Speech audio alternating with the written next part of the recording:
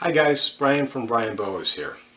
Picking your boa constrictor's enclosure is one of the most important decisions you'll make as a boa keeper. Today I want to discuss the three main types of cages that boa keepers use for their boas. I'll also discuss the advantages and disadvantages of each type and then give you a tour of one of my cage setups. To keep the focus on the snakes, I'll also have to pull out a snake or two to share with you. If you like the contents of this video, please subscribe to the Brian Boas YouTube channel for more videos on all aspects of keeping and breeding boas in captivity. Last week I released a video entitled Basic Boa Constrictor Housing, where I touched on the minimal environmental requirements that any successful boa cage setup should address. Today I'm going to extend that by talking about the three main types of boa cages, which are the rectangular, plastic or wood snake cage, the rack system, and the naturalistic vivarium. If you missed that video, you might want to check that one out after this, since it goes along with the discussion on the cages that I'm going to make today. So first of all, we have the standard rectangular boa cage. And these come in different sizes, anywhere from a 3-foot long cage up to an 8-foot long cage. The standard size for most medium to large adult boas is a 4 by 2 foot by 1 foot or 1.5 foot tall cage. A larger boa, something greater than about 7 feet, would need a 6-foot cage, and the largest boas I would recommend an 8-foot cage for those larger boas. So there's quite a few different manufacturers of these cages. There's a lot of reviews out there. This isn't meant to be a review of any specific model. But one of the main considerations that you should think about is whether to get one with a glass front, glass windows, or the plexiglass windows.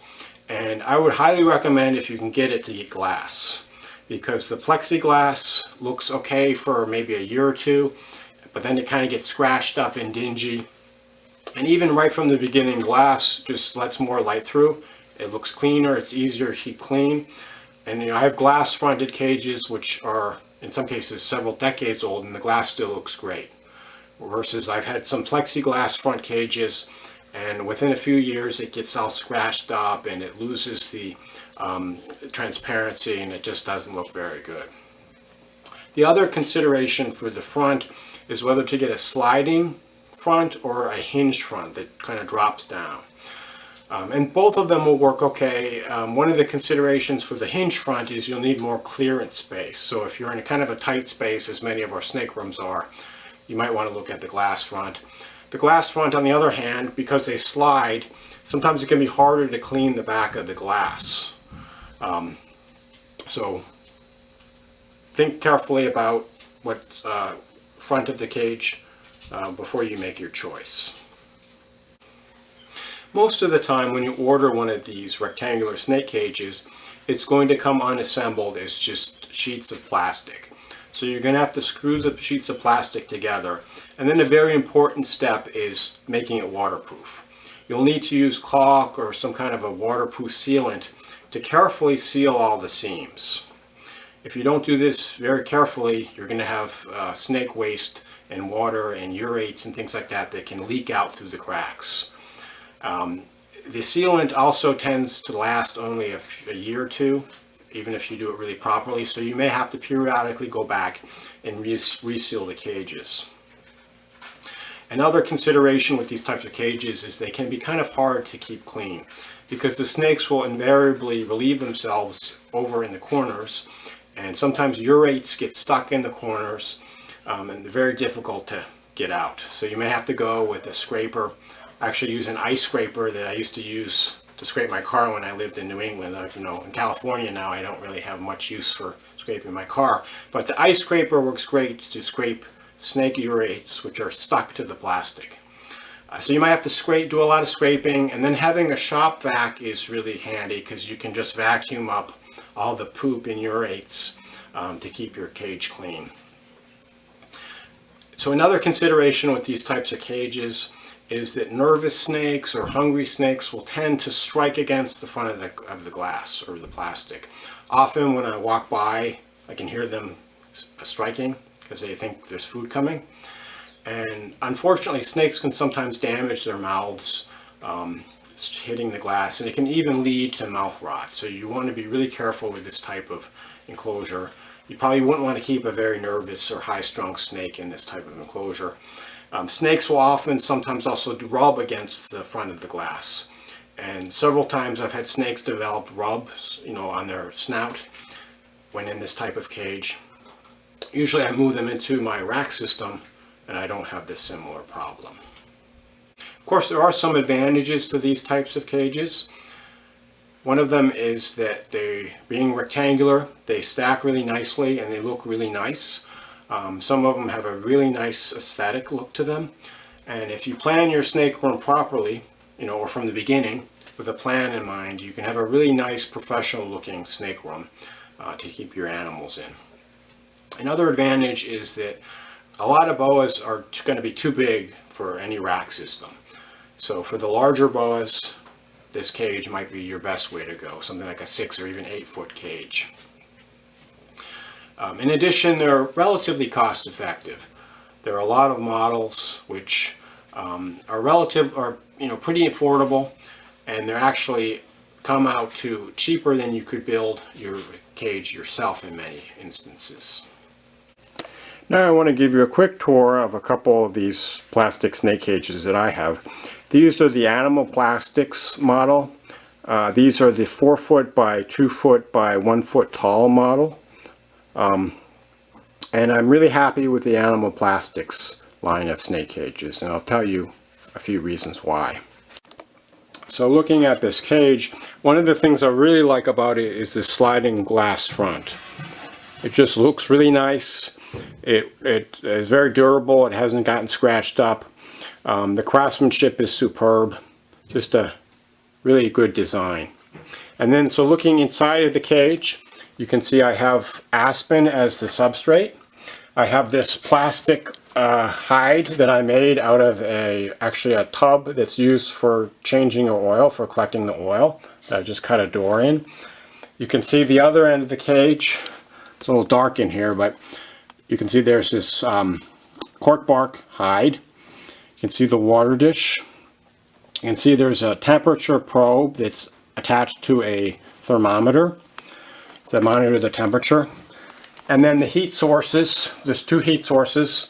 You can see on the ceiling is this heat panel, this heat emitting panel. And then there's also some FlexWatt heat tape that's on the bottom of the cage.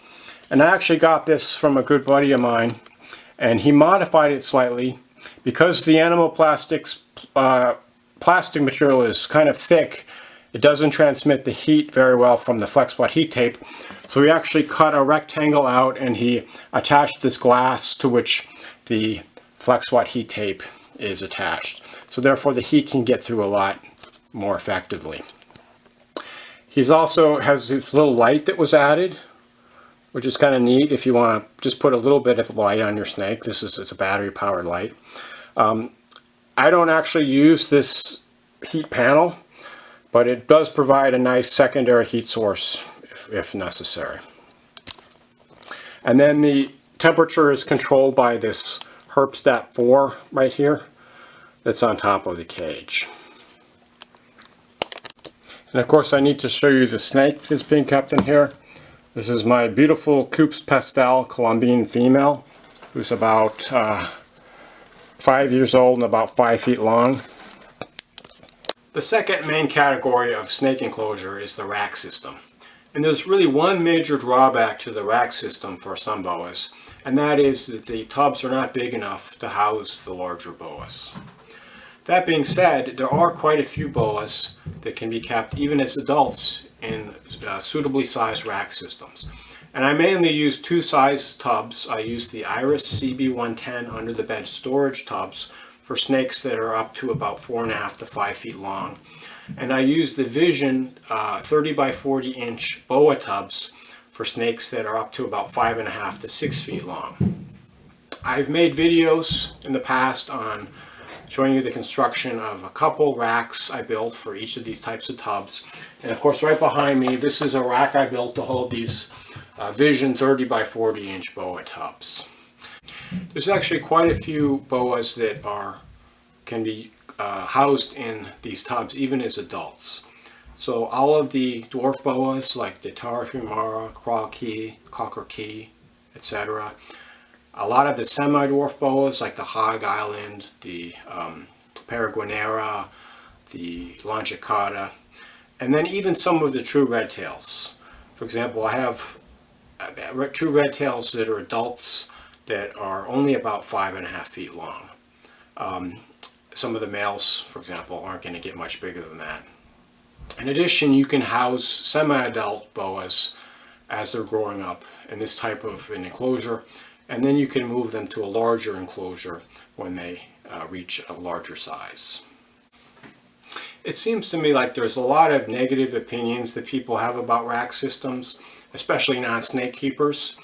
In fact, I've even seen articles where people keeping snakes in these racks are put down as keeping their animals in Tupperware, of all things. Like, I don't think they even make Tupperware anymore. That being said, in my experience, a lot of snakes that didn't do so well in a standard rectangular snake cage, I move them to a large tub and they do much better. So as I mentioned, I've had snakes that have rubbed their nose and developed sores on their snout and with a glass fronted cage. I've had snakes that strike against the glass, and I move them into my big tubs and they seem to be much happier and they stop doing that. In addition, I find the tubs super easy to clean. I just take the tub out of the rack, I scrape it a little bit if I have to get the waste loose, and then I can just hose it down and use some dish detergent and it's good to go. They're also very easy to heat just using FlexWatt heat tape, and maintaining the humidity in them is easier than with a standard rectangular snake cage. So as I mentioned, unfortunately I haven't found tubs that are bigger than that 30 by 40 inch size. I've actually been trying to find tubs that are large enough to hold like a large adult boa, like maybe a 6 foot by 3 foot tub, something like that. And so far I haven't found any solutions for this. So if anybody knows of a source of like industrial size plastic tubs that could be used for a huge snake cage, or a huge snake rack rather, please let me know. I've tried those Christmas tree tubs. I think they're an iris tub, and they're very long tub. They're not as wide, but they're longer. They're like 5 feet long. And actually I haven't found those to be satisfactory just because the bottom of the tub has kind of this grooving. It's got like these plastic things. It's not flat. It's got like these plastic grid pattern kind of thing. So it would be more difficult to heat. And also the dimensions, because it's so long and so narrow, I kind of like the iris tub or the vision tubs better just because they're much wider than those Christmas tree tubs. So for the smaller size boas, I think that the tubs might be the ideal solution for housing. So just a quick break from the caging discussion, just to show you one of my holdbacks. This is a male Suriname redtail from 2016. So this guy is coming up on about 3.5 years old. You can see he's maybe, I don't know, 4 feet long. But he's got this nice rectangular shape to him. Okay, and he's starting to get to the age where they develop this really nice musculature that the true redtail boas are known for.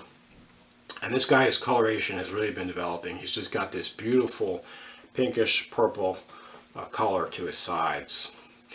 So just wanted to show you guys, this boa was fed every other week for the first few years. Now he's fed every 2 to 3 weeks. But this is a good size for a boa this age.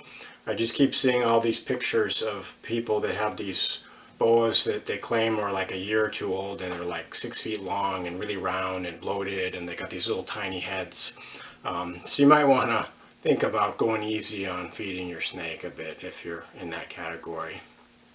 And one more boa who I think is definitely in maybe my top 5 snakes in my collection. This is an Naturalistic Peregrinaria Peninsula boa from Venezuela. So it's just a really cool example of a locality specific morph. It's a natural variant of the Peregrinaria boa from Venezuela.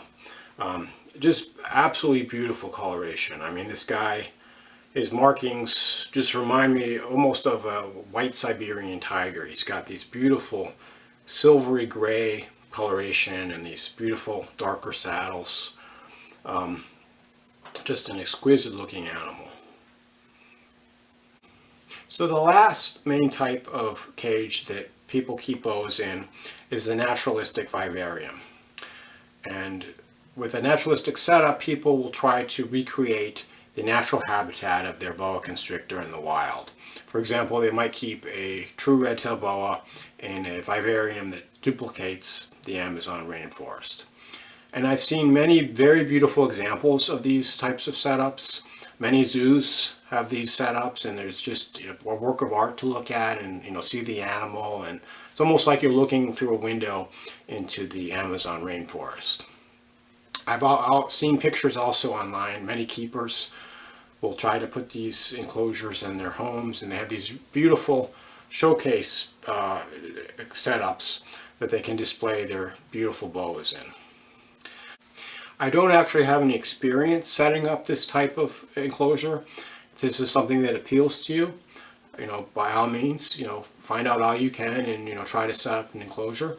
But I would say there's a misconception that a snake needs to be in its cage that duplicates its natural environment to be happy. Almost like the snake knows it should be living in the rainforest, and if you have it in this simple snake cage, it's going to somehow miss its home in the rainforest. And I don't think there's really a lot of logic to that argument. It's almost like saying that your pet dog needs to be living in the environment of its wolf ancestors in order to feel happy. So these are snakes which have been bred in captivity. They've been, in many cases, for multiple generations. And then when we're talking about morph boas, these animals have been changed so much genetically that they're really domestic animals at this point. They could never survive in the wild anyway. So there's really no need to try to duplicate its natural environment. Another thing is that in the wild, many snakes are going to be seeking shelter just in garbage, basically. A lot of people will actually go hunting for snakes in garbage dumps. There's lots of old pieces of cardboard and plywood and corrugated aluminum roofing, and the snakes love to hide under that because it provides them a nice safe space. So the snake is going to be happy as long as it has a nice safe hiding place and it has adequate amounts of temperature. It doesn't have any need to have this tropical rainforest environment to feel happy. So basically, if you want to set up one of these cages, it's really more for the keeper and for the people looking at the snake than it is for the snake itself. Snakes can do very well in these enclosures as long as you provide the different environmental requirements, which I went over in my last video on caging. But the caution is that it can be very difficult to maintain some of these enclosures if they get to be too complicated with all the plants and bioactive soils and all these other things that you need to incorporate. You may actually, if you're into this type of thing and you have a large collection of boas, you may want to maintain most of them in a more simple setup and just have a few showcase examples that you put into these naturalistic vivaria so you can show them off to your friends and family members. So that's my thoughts on the different types of snake caging. I hope this was somewhat helpful. If you have anything to add or any questions or comments, please by all means write them below. I'd love to hear what your own experience is with different types of snake cages. As always, feel free to reach out to me with any questions, and remember to enjoy your boas.